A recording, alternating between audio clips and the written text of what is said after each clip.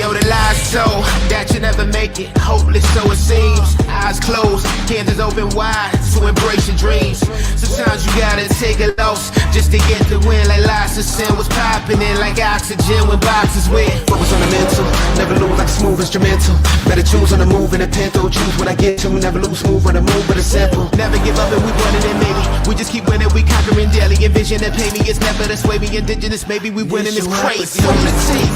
Opportunity, your opportunity, your opportunity, this your opportunity, your opportunity, your opportunity, your opportunity, this your opportunity, your opportunity, your opportunity, your opportunity, this your opportunity, your opportunity, your opportunity. Yeah. Welcome one, welcome all, ladies and gentlemen. It is the Lion Villain Report Saturday edition, and I am your host, Russell Wayne. It's your boy right here, and we're broadcasting live into the Lions Villain Squad Facebook page, which has over 55,000 villains in there right now.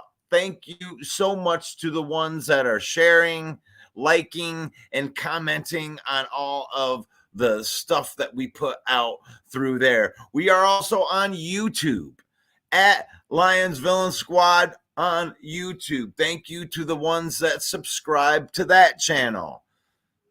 We are also live on the Detroit Lions News Podcast and the JC Sports Network. Joe Chap and the boys are doing it right. They're going to be doing like a Detroit Red Wings podcast here.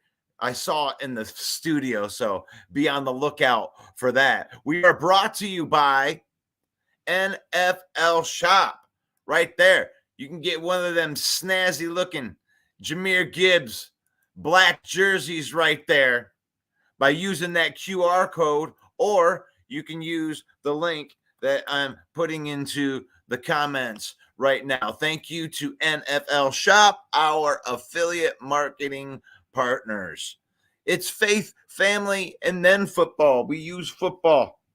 We use football to create memories and spend time with our family. We don't let football use us. And we are utilizing our Stars program right here for my wife's page. My wife is a advocate for autism awareness, and we have a page that is dedicated to sharing resources for parents who have children with special needs. And we are also following the story of my son, who has a rare genetic disorder, makes him like one of 20 in the world. University of Michigan is studying him, and Ashton is also keeping everybody up to date on Riker's journey too. Riker Wayne's World, right there. So anybody that uses stars, comments with stars, is going to support my wife's page, and I thank you for that. So join the conversation. That's the most important thing. Nobody cares what a knucklehead with a podcast thinks. I just have my own opinion. I want to hear what your opinions are on some of this stuff right here. And one of the things I say, the calm before the storm. That's the title of today's show. The calm before the storm, because there's two very big games in two different sports for the city of Detroit. And we're a blue collar city. You know, we're a hard-working city. You can tell we have passionate fans in Detroit. Like, when you produce a winner, when the sports team that's in the city of Detroit is producing, we have fans that want to enjoy that. You know, we take some pride in when the teams do well. And with the Detroit Lions and the Detroit Tigers, you know, they're giving us something to cheer about. We want a winner here. We would support. We support. I mean, we go out there and 0-16 seasons. We go out there through a whole bunch of bad baseball and bad hockey and bad basketball and bad football. Like, we've been through it in Detroit. Hard times in reality and hard times in the sporting world. So it's nice to have a glimmer of hope with a couple of things. You know, I'm glad that we could, you know, shine the Scooble signal. Woodward Sports came out with that piece, the Scooble signal out into the night sky like the Batman signal. I mean, it's nice to go into an elimination game and know that you have the best pitcher in baseball going out there as your ace. There's some confidence that's in that. Hello, Maurice. Good morning, villains. Hello, Elise. What up, Russell? And for the Detroit, the beatdowns this weekend in Ohio and Texas. Yeah, I'm one of those weird people. I won't tell you the truth about me. I'll let Mike tell you that. But no, I am definitely a Tiger fan. And this is such a good thing, you know, because you're going to have this game. And then tomorrow, we're going to head into Dallas. Into the dungeon. You ready? Are you ready for Dallas? Are you ready to go down there and get some revenge? We're going to take Sonic and Knuckles in there. And we're going to use Frank the Tank. And we're going to run the ball downhill. Okay? They're going to take David Montgomery and a couple of guys, and they're going to carve out a way that this thing is going to go down. And I think that the Lions are going to dominate this game unless something unforeseen happens. Because we're going to run the ball. And running the ball is going to create a problem. And I think this is a tailor-made Jameson Williams 2-touchdown type of game. And it all comes from setting it up with the run game. But I can see the Lions really being able to set up the run game here because they don't have DeMarcus Lawrence. They don't have Micah Parsons. So the Lions should just run the football, play it safe, control the clock. Because I sure as hell don't want to see CD Lamb running all over the place in there. But if you're watching this on the replay and you're looking for a group minus spam, this could be the group. Our group right here, we pride ourselves.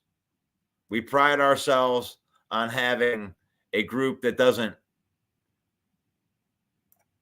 have all the spam stuff in it.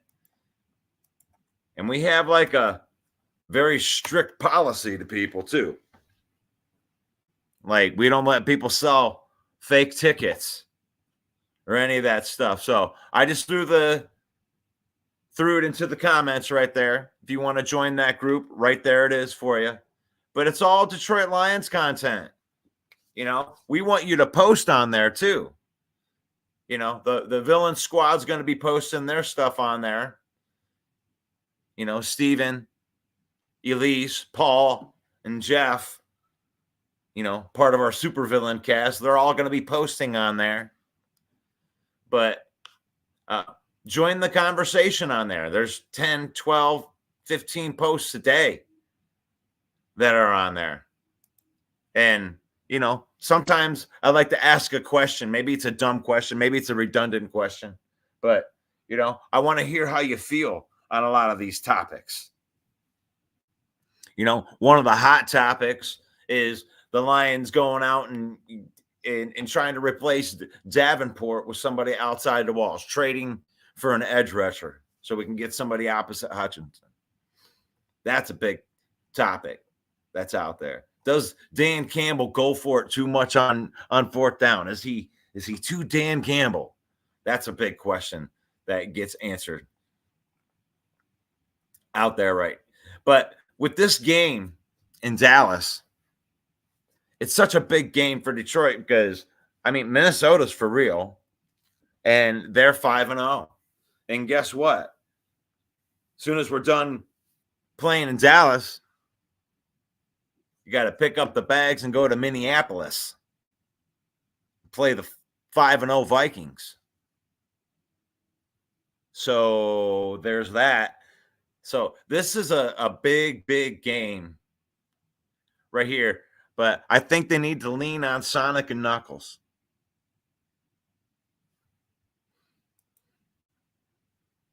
So who needs to have a big game? Who needs to have a big game for the Lions? Who do we need to see something from? I got sideline report.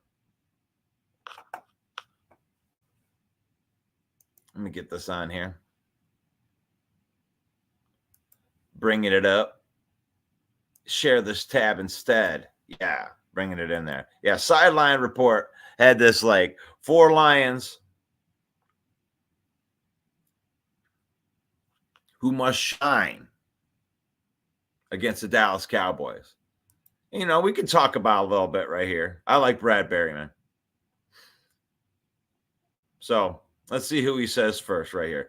Number 4, here's this guy that I've been talking about. Josh Pascal. Yeah, he does. Because here's all this crap that I've been talking about how I don't want them. It's not that I don't want them to. I just don't think that it's in their DNA, the Lions' DNA, to go out and get somebody. But here's Josh Pascal. He needs to have a big game. I agree with that. I agree with you, Brad Berryman.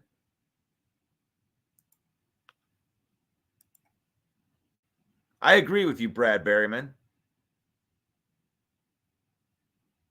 Josh Pascal needs to continue to develop. Here he is in his 3rd year. He's getting his chance now. He's getting his chance. I know Jeremy Ballrook does not believe in Josh Pascal, has not shown enough consistency. And that's fair. That's fair.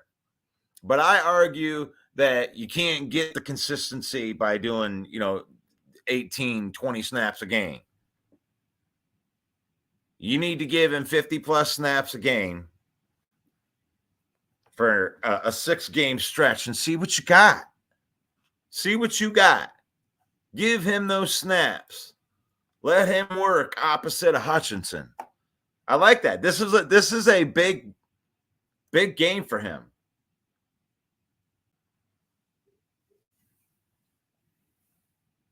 In week 4 against Seattle,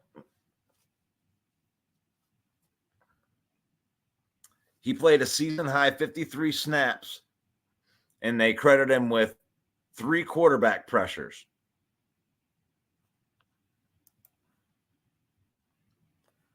Now, I don't think Aiden Hutchinson got a sack in that game. Levi got a sack. DJ Reader got a sack. Aleem McNeil got a sack. I don't know if Hutchinson did. I don't know if Hutchinson got home on one. I know he had a hell of a lot of pressures in that game, but I agree with this. Josh Pascal, continue to prove Brad Holmes right. Oh my God, we got to go out. We need to trade for an edge rusher. Let's go get Trey Hendrickson. Oh my God, we need to go grab these other guys. Hassan Reddick, let's go get him. Like, why would you take away Brad Holmes' best asset and him drafting? And here's Josh Pascal. He's never been given even a half a season at getting meaningful snaps.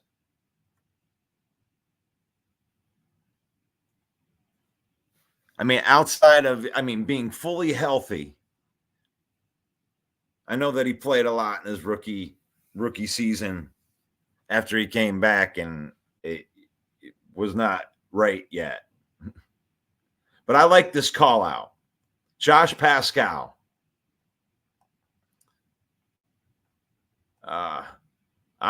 There we go. Number 3 on the list. See, I'm experiencing, this is a reaction sideline report here for me. And number 3 on that list from him is Frank Ragnow. Frank Ragnow is set to return from action after missing week 4 with a partially torn pectoral. And he had his way, he wouldn't have even missed the 1 game. That's right. Frank the Tank. When Frank the Tank comes out, Frank the Tank takes care of business. We're going to send Frank down to Dallas, and Frank's going to take care of business. We're going to move some people out of the way. Move those people out of the way, Frank the Tank. Just go ahead and clear the way for David Montgomery to have a big game, rush into football. Okay? Frank the Tank, you need to have a big game. He does. He does. He needs to have a big game, and he gets to go against whoever's going to be in there to fill that void with no DeMarcus Lawrence.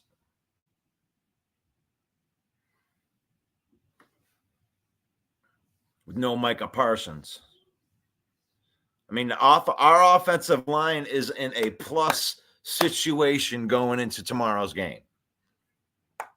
And I like this call of Frank the Tank because for one, I think this is more of a injury thing, right?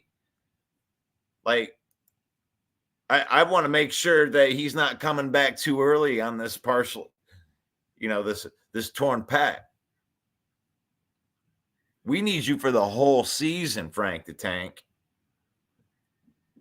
Last week, Graham Glasgow popped over to center, brought in Awasika, and it was okay. So if Frank ain't ready to come back, I want to see them like rest him, even maybe against his better judgment if they need to. Don't push it, Frank the Tank.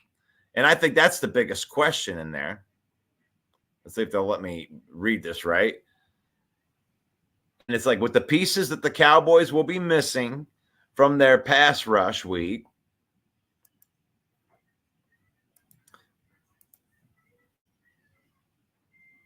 It's making it funky when I have it up there for you guys. But defensive coordinator Mike Zimmer will have to get a little more creative than he already had to generate pressure on Jared Goff.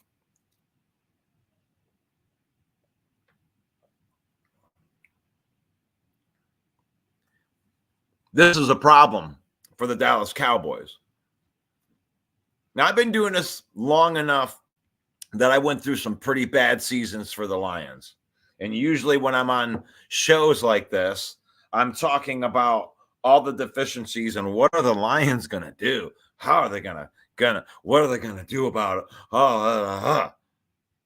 That's usually what I'm talking about when it came to Lions. But now I think the Lions are done answering questions. The Cowboys have a problem. And it's Frank the Tank, Penei Sewell, Zeitler, Glasgow, and Decker. That's a problem. That's a problem. You were already thin on it with Micah Parsons there, with DeMarcus Lawrence there. You had a problem. And now you're going to put some less experienced guys against some guys. We don't care. Frank the Tank don't care. He don't care if this is your first game. The Dallas Cowboys and Mike Zimmer have a problem. The Lions should be running downhill all day long. I don't know how they're going to stop our run. I don't know how they're going to stop that run. They're going to have to bring a safety up into the box. They're going to have to get an extra defender up there. That's what I think that the Lions want them to do. And that's why I also believe this is going to be a big game for Jameson Williams. It's going to be a big game for our rushing attack, and it's going to be a big game for Jameson Williams. Because when they come up and try to stop that run and bring that safety up into the box, it's a trick bag. It's what the NFL defenses should have been fearing the entire time. Which is if the Lions get the running game going with two of the best backs in football, by the way, with one of the best running offensive lines in a league, by the way, they're going to have to stop that. And if they don't, I hope that Ben Johnson has the mindset to not try to be the smartest guy. If they're running downhill and they can't stop the run, I would run David Montgomery 12 times in a row. Stop that. I want to see him test that theory with our offensive line. Once they start going downhill and they get those 7-yard gains, and then it's like 90% of the time it's play action on second down. Run the ball again. Just I want to see if that we would run it, but we have so many dynamic guys on offense. It's like Ben Johnson's in there, like with the test tubes and trying to figure out creative ways I can get the ball. Everybody gets. He's trying to be Oprah. He's trying to make sure everybody's getting involved here. And too many playmakers is not a bad thing, as long as you don't let the egos get out of control.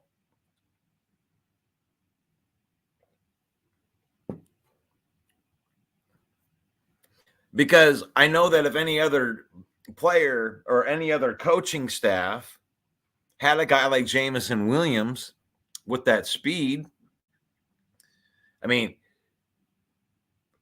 you could focus an offense around just that speed and trying to get the ball, like the whole offense based into trying to get the ball into the hands of Jameson Williams. You could have an offense based on that with that speed. You could have an offense that's based off of just pounding the rock. Because you got two great running backs, you got the whole thing. You can base an offense on just Amon-Ra St. Brown and Laporta chewing up the middle. The whole offense was last year. The whole offense is chewing you up in the middle of the field. They have all of those things available to them. And Ben Johnson sitting in there like, ha, ha, ha, my little, got test tubes, all smoking, trying to put all these different combinations together. It's like, hey, mad scientist, just run it down her throat. To me, it's like high percentage plays, right? High percentage plays. You know, if you drop back, you do play action, the percentage of success goes down. It might not be by a lot, but it does. But, you know, handing the ball off and doing a halfback dive right off of, you know, guard tackle, that's high percentage.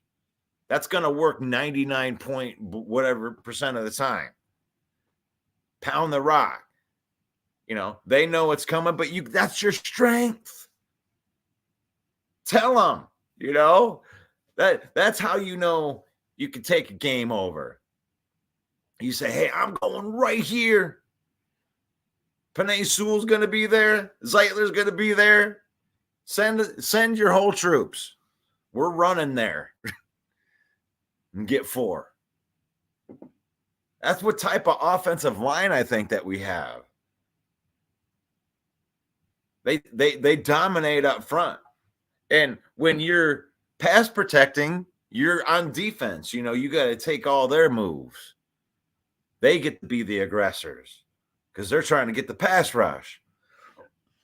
When you have a running mindset as an offensive lineman, that's when you're eating. That's when you get to throw punches. That's when you get to be the aggressor. So let our offensive linemen eat. It ain't about Goff versus Montgomery versus Gibbs. Let them eat. And when they try to stop that run, you're going to have your wide open stuff. That's why you always see Jameson Williams with like 3 catches for 110 yards and a touchdown. Because it's going to be Yak. It's going to be Yak, and he's going to throw it to them when they're stupid enough not to keep a safety over top. And it's not stupid because you're going to have to try to stop the run. Dallas is in trouble with our offense. Now the question comes here. Let's take this even further with what Brad Berryman says. The number 2 and number 1 guys that need to step up, and this is on the other side of the ball. It's got to be the cornerbacks. You know that the Lions team is going to stop their run. They're not going to be able to run the football on us. That's just what we do. That's just what we are. You're just not going to run. They got to use that funnel protection, that whatever the Lions did against Kyler Murray to keep him in the pocket. They got to do that same stuff to Dak Prescott because he can run too. So they were able to contain Murray, so they should be able to contain Dak. Dak's not as fast as Murray. But I do think that Dak has a better arm than Kyler Murray. So Carlton Davis and Terrion Arnold. Now, they were asked about the penalties. You know, they've asked the coaching staff about the penalties on those guys. Do you want them to lighten up on being aggressive? And they don't want them to do that. You know, they want them to keep that same intensity, you know, while practicing in a way that doesn't draw the penalties. Obviously, you want to have less penalties. But they don't want them to change that aggressive, you know, man on man, you know, the covering man style that they do. They play more man than anybody in the NFL, and they want to keep it that way. So I don't expect them to continue to get penalties. I expect the secondary to start gelling more and more week to week.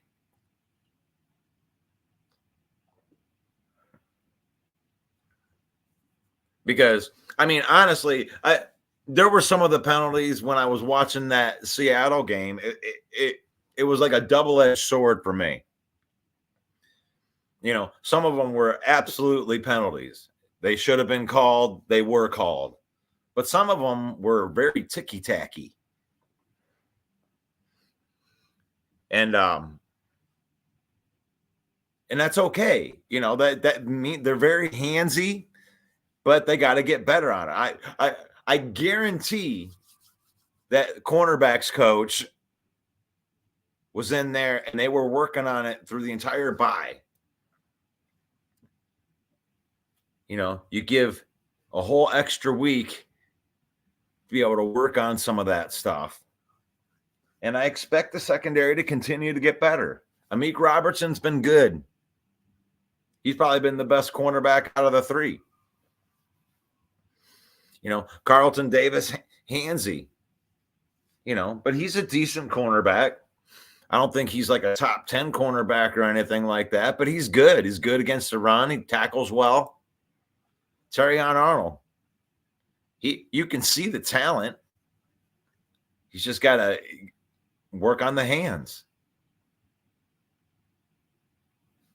You know, how do I stay with you and continue to be physical with you without holding you or without committing obvious penalties? But David, you're agreeing with me. Pound the rock. Our secondary is going to pick off some of them passes they've been dropping. Carlton Davis leads the league in yardage given up and penalties at the position. That's like, I mean, the penalties is the thing that you can clean up the most. And Carlton Davis is a pretty good tackler from what I've seen. I mean, that and in a clutch moment too. What a great tackle Carlton Davis had on 4th down on Kyler Murray, not letting him get that angle. You know, the cornerbacks is still the weakest part of the Lions defense right now. But it doesn't feel like it's weak the way that it was weak last year, Jamie. It feels like it's weak in a way that you can correct a lot of that weakness. You know, Terrion Arnold doesn't have the greatest, you know, stats and metrics either when you look at it because they commit the penalties.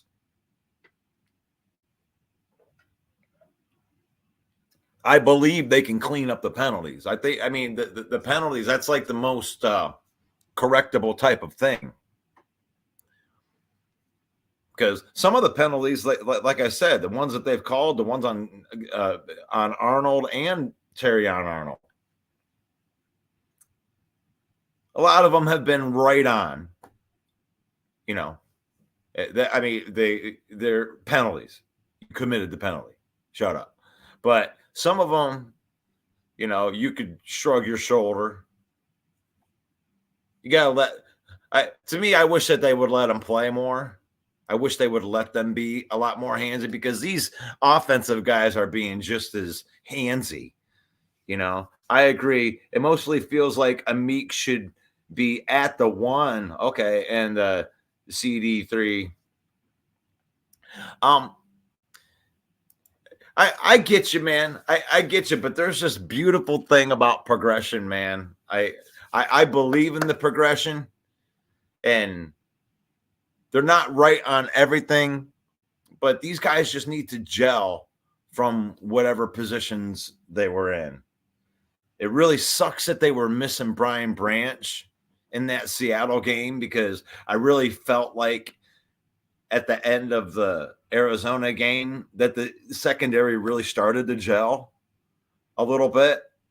Like I felt like they were starting to understand, and that was with Brian Branch on that back level. So it's like I want to see that same crew stay together for a little bit, but I do like the depth that they're showing at those positions. You know, like you fast go back 365 days, you know, and we can critique, because the secondary is the part of the Lions defense that deserves the most criticism. But if you're just comparing this secondary to last year's secondary, and we're comparing the same thing, it's better. It's continuing to get better. They clean up the penalties. I think that they might even be in the top half of the league if they can clean up the penalties. Keep developing. Scotty Reno says Tim Patrick is going to have a game. I love the way that they've been talking him up. I love the fact that this is the kind of receiver that we've been wanting. You know, the Calvin Johnson-esque type of body. He's a big boy. Tim Patrick, he's like 6'4" or something like that. Big boy. He's got some speed on him. He catches everything. And, you know, we're not looking for a guy to get 10 targets a game. You like Tim Patrick? He slides right into that Josh Reynolds role real nicely. Slide him right in there. Pop. There you go. There you go. Jameson, I don't even see him like, he's not a number one. He ain't a number two, a number three, or number four. Jameson is like mad scientist putting him in little spots. Like that, like an extra queen, you can use him, because you have to try to stop the rest of the offense. But you try to put him on an island, Jameson Williams will make you pay, because you're trying to stop all that other stuff. Tim Patrick, too. It's like these number 3 wide receivers, because defense has got to stop everything else. You know, Tim Patrick could have a day. You can't cover everybody. I only say that about CD3. He's given up the same amount of yardage as Sutton through 4 games. The team's better. You can see it. Like you always tell me that, you know, we're not looking at stats. I watch the games. And especially in the first 3 games. I mean, guy, even in the Seattle game, it was brutal the way that the penalties kept extending the drives, because the penalties would always be on a down where they've made 2 good defensive plays. Okay, we're on 3rd down, and then they would extend the drive with these penalties. And I don't know. I feel I can look at it. I can watch. They're covering better. They tackle better. They don't look lost once the guy actually catches the ball. They get the guy down. Normally. DK Metcalf is something else, man. That catch that he made over on the sideline, that was something else. That was beautiful. David, Patrick has good hands. Side note, if Goff completes his first 7 passes, he will own another record. Hey, I'm sure that he's thinking about that. But the thing is like, if they keep on using the run to set up the pass, they're going to be in such a better spot. Because I think that Jared Goff is like, 3rd in the pecking order of threats that everybody should be worried about.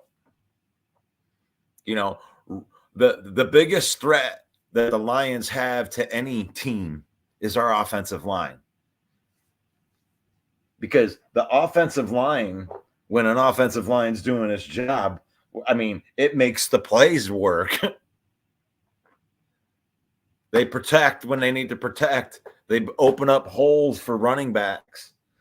And then you put the fact that we have 2 talented running backs that are talented in a different way. Gosh, man. Like, the biggest asset we have is that offensive line. And if you can make Goff like 3rd on that pecking order, like you stop number 1, number 2, and then, Goff is your 3rd line of defense, he's going to kill you. He's going to kill you every time. Goff is going to kill you if that's the way that if they use all of their assets, because they can't stop Jahmyr Gibbs and David Montgomery. They're using all their assets. You're running all over them. Now they have to do something. Now they're sneaking up. The safeties are in the box. They're loading the boxes. And you're going to leave Jameson. Goff will carve you up under those circumstances. He'll carve you up. You go into that play action mode, it's over at that point.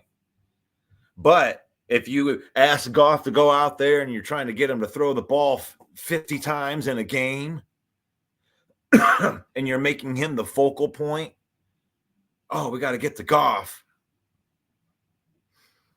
It's like, and you're making the running secondary. You're passing to set up the run. Goff ain't. He can play like that. We've seen him run up some scores. He put up 40 in his last game.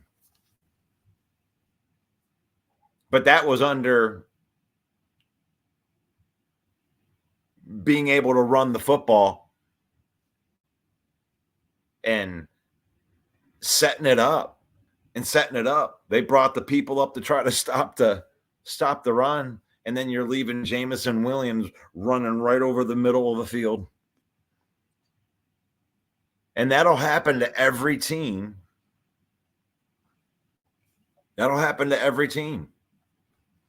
And Goff is good enough to get it done. We have a good enough offensive line to protect him. He's great in the pocket.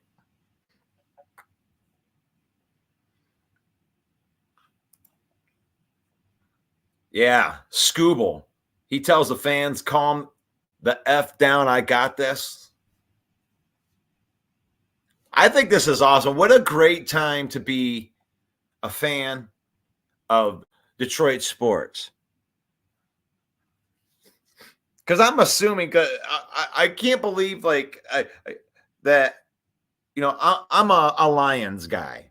I've done the Lions shows for the last few years, and I thought that I'd get a lot more pushback from Lion fan over the Tigers. Oh, this is about the Lions. I don't want to hear about the Tigers. And it's like, Tiger fans are Lion fans. We're sports fans. We want something to cheer about. We're blue collar. We worked our ass off all week. Give us a win, damn it. Give us something to smile about and talk about at the water jug, at the water cooler, talking with the boys. Give us something good to talk about. How about that? Scooble, Game 5. How good is that managing? Jeremy B. That's pretty good managing from AJ Hinge. It's almost like being able to see the future. They almost gave, it seems like they gave Game 2 away so they could set it up that, break glass in case of emergency. You got Scooble, the best pitcher in baseball. And here's the thing. It's like, if Cleveland wins it, then they earned it. It's been set up like this.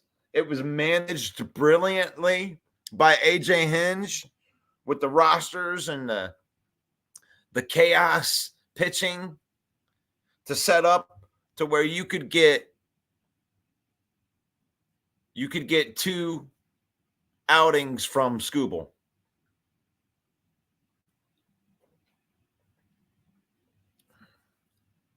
Phenomenal.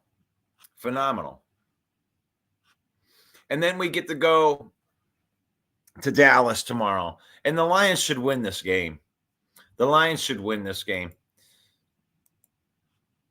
I don't care about the revenge. I'm not all into that. Obviously, they miss calls. That was a bad call. I'm not into the conspiracies or whatever, but the Lions are a better team than Dallas.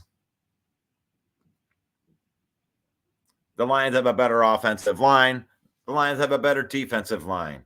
The Lions have better linebackers. You could argue that they had better cornerbacks and probably be right. But we have better safeties. So the Lions are a better team. They should be able to run on this team. They should be able to control the Lioness scrimmage the entire game.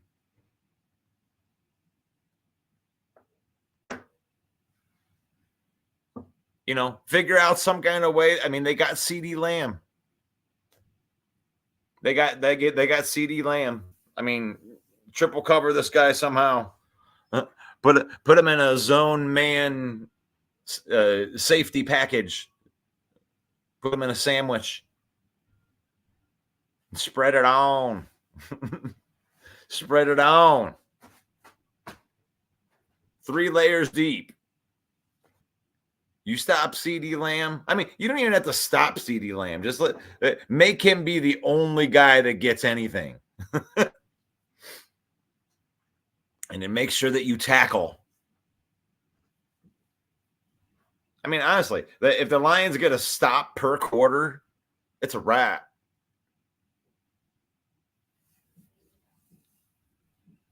You don't even have to stop them every single time. Lions are going 30 plus on this game, unless they just completely go all run. But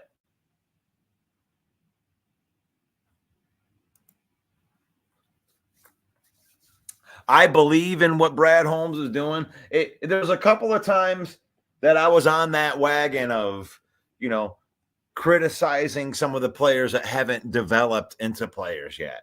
I was admitted I'll eat my crow on Derek Barnes. Okay.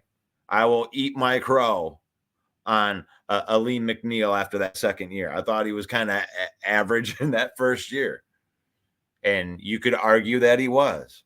Ifeatu Melifonwu, gosh, We were on this very program talking about how he could be a camp cut person after last year. And he ends up not only getting onto the squad, but because of an injury, he had to come in and start some games and played as a top 10 safety. So I got to eat my crow on that. But I'm not going to eat my crow on these guys. I believe that these guys are the next ones on the list. These guys are the developing ones, and they're making their jump, and we're going to get to witness the jump right before our very eyes. Josh Paschal quietly last week sat there, got credited for 3 pressures. Levi Onwuzurike is kind of as a role-playing tackle, is got a sack and a half, and he's making an impact. So I'm going to believe in these guys. So that way, I can come back and I can say, I told you so. And it's fair to criticize these guys. Going back through the numbers, Josh Paschal hasn't done it consistently. Levi Onwuzurike, the guy's been injured his whole damn career. But last year, it was like just a miracle that he made it through the season, and played at all. But he's a guy that's gotten progressively better. His first years were lost. His first 2 years were just lost. I really look at this. This is like Levi Onwuzurike's second year. But he's showing out. This is the best start. This is the best showing for Levi Onwuzurike in his career. And I think that it's just the beginning. Broderick Martin should be coming back within the next couple of weeks. I know that he's been practicing. I don't think they're just going to throw him out there. I don't think he'll play in Dallas. Maybe. No real reason to, but that's good. That's good. We get some of these guys back. Even if Ifeatu Melifonwu, he got put on IR, but that's 4 weeks. 4 weeks, they reevaluate it. You get some of these guys back. I know I heard Jeremy was on here yesterday saying stuff about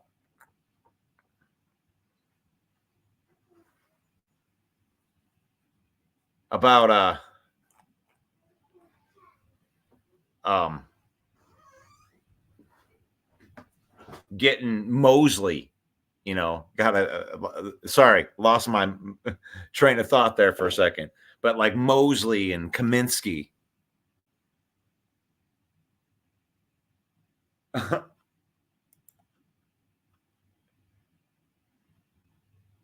It's way. You want to come on in?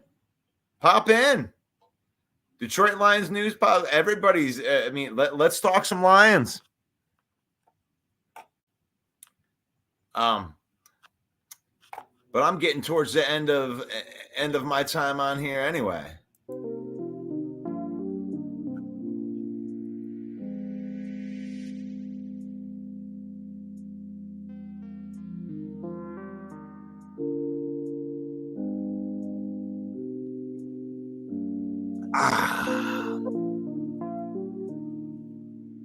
Hope that you guys are enjoying your weekend.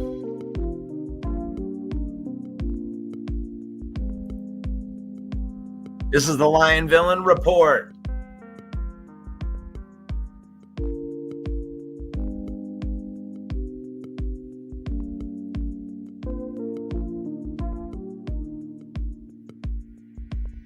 I hope that that's true. Mosley and Kaminsky could be back by Thanksgiving.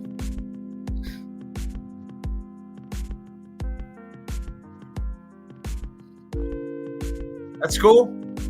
That's cool. I think that the Lions embody this next man up mentality.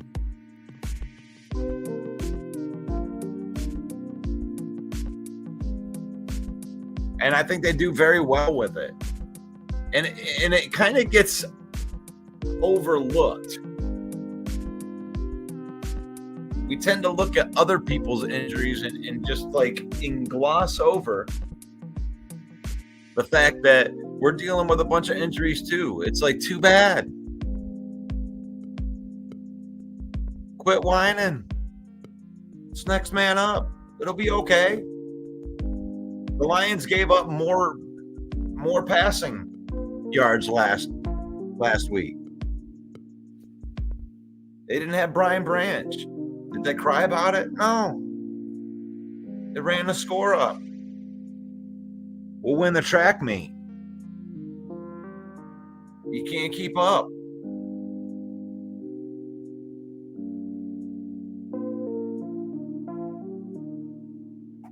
But this is a Lion Villain Report.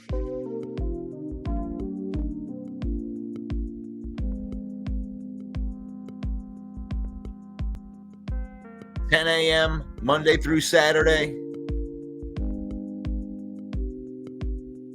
Brought to you by NFL Shop. We are affiliate marketing. I should say fueled by NFL Shop. You can use our link in the comments. I think it's 25% off now. Link. You're welcome. Get that smooth looking Jahmyr Gibbs jersey. So beautiful. Live on the Detroit Lions News Podcast. Thank you, Joe Chat. JC Sports Network. We're on YouTube at Lions Villain Squad. And the Villain Squad Facebook page with over 55,000 on there. Thank you for everybody that likes, subscribes, shares, comments. You guys make it go. You guys make it go. It's faith, family, and then football. In that order. We use football to create memories, spend time with our family. We don't let football use us. And may the Lord bless you. May the Lord keep you. May the Lord shine his face upon you until we meet again. And that'll be, Monday. Have a happy game weekend. God bless. Yo, the lies so that you never make it. Hopeless, so it seems. Eyes closed, canvas open wide to embrace your dreams. Sometimes you gotta take a loss just to get the win. Like lots of sin was popping in like oxygen when boxes wet. Focus on the mental, never lose like a smooth instrumental.